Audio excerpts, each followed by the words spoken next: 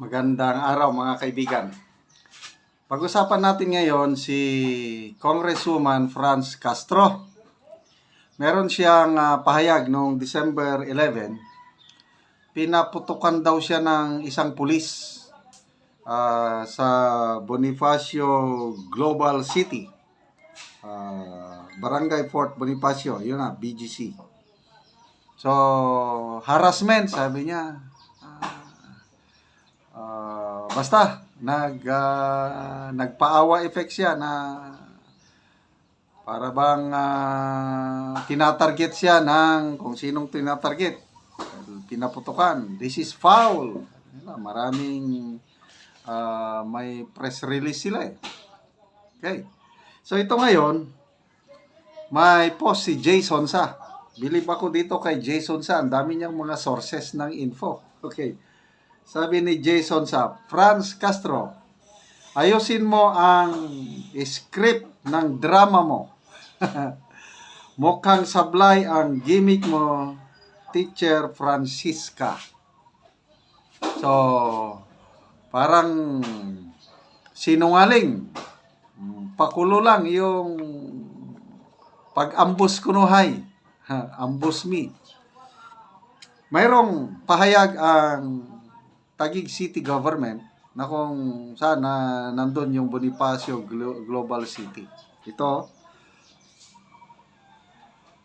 the City of Taguig would like to clarify that there was no shooting incident in Bonifacio Global City, Barangay Fort Bonifacio on the evening of December 11, 2024.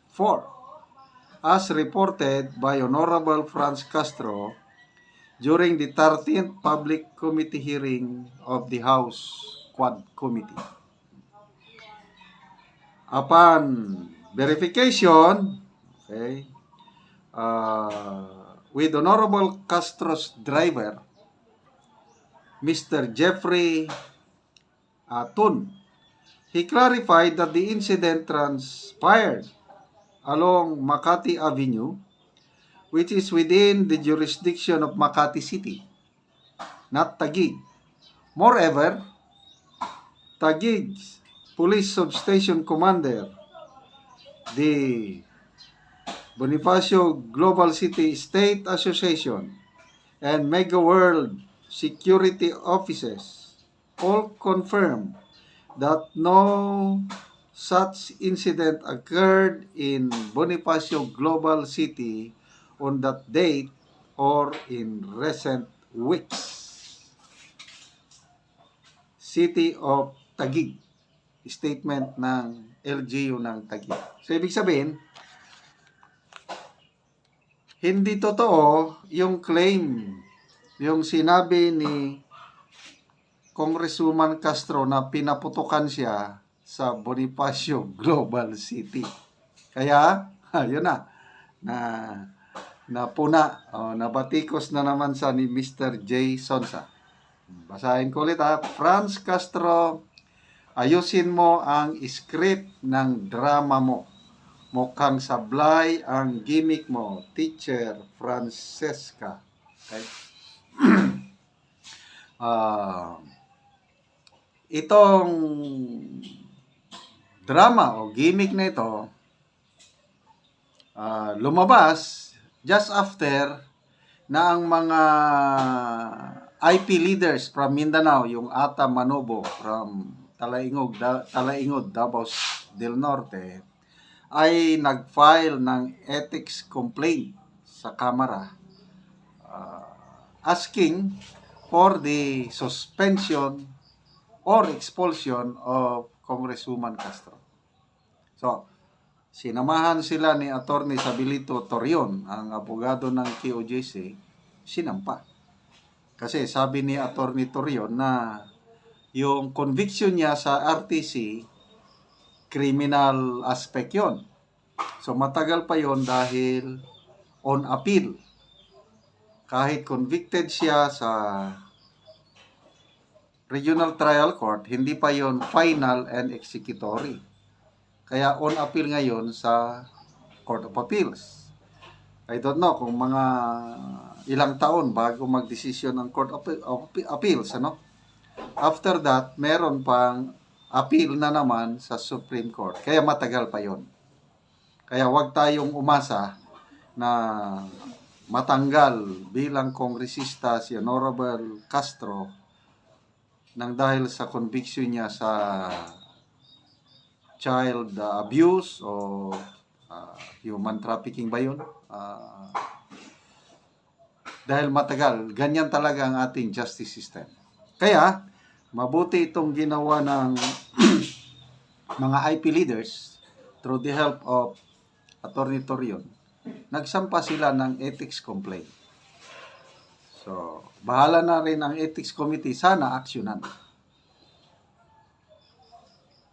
So, pagkatapos ng pagsampa ng reklamong ganon, yun na, harassment lang yan. Sumisigaw na ng katarungan si Congresswoman Castro.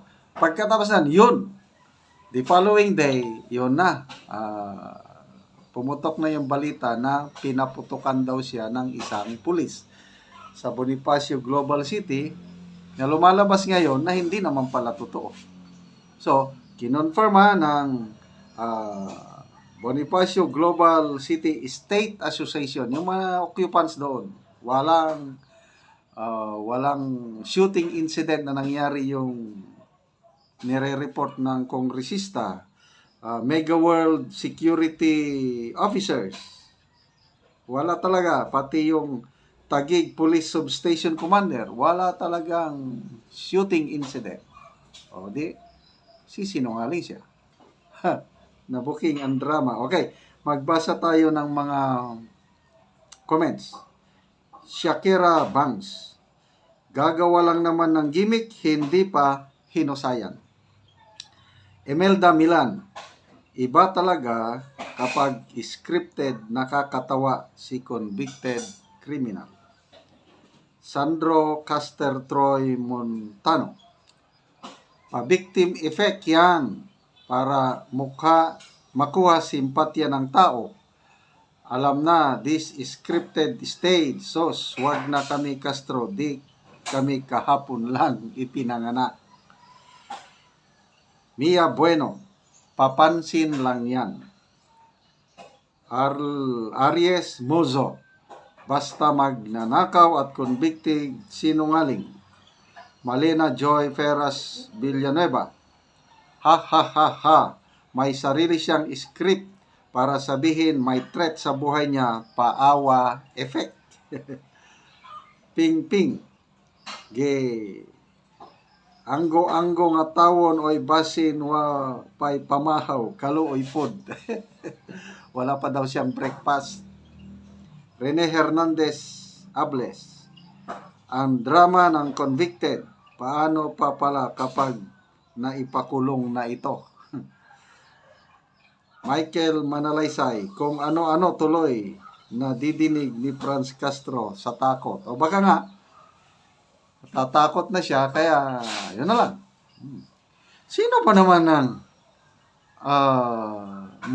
lukulukong pulis na bigla ka lang paputukan sa harapan mo? Lalo na, baka na may plaka pa siya na number 8. Edi, wala talaga. Medyo So, ito ngayon, ang nakakatakot, itong Makabayan Black, na member ng Makakaliwa. Na sila ngayon? Ang tawag nun sa term is, nasa strategic offensive ang kanilang legal struggle. Dalawa kasi ang pakikipaglaban nila. Armed struggle at saka legal political struggle. Mahinang-mahina na sila sa armed struggle dahil sa NTF-ELCAC. Halos wala nang kakaunti na lang ang naiiwan nilang armado sa bundok. Ang malakas ngayon dito sa legal political struggle kasi nandyan sila sa Kongreso. Nakaugat na. Kaya ngayon, yung ginagawa nila, sila na yung nagpa-file ng impeachment complaint, sila nang gumagawa ng gulo sa political situation para maipalabas na magulo tayo. Ang National Security Council nagsabi na ang term nila dyan is political opportunism. Pinapalabas ng makakaliwa na magulo na tayo.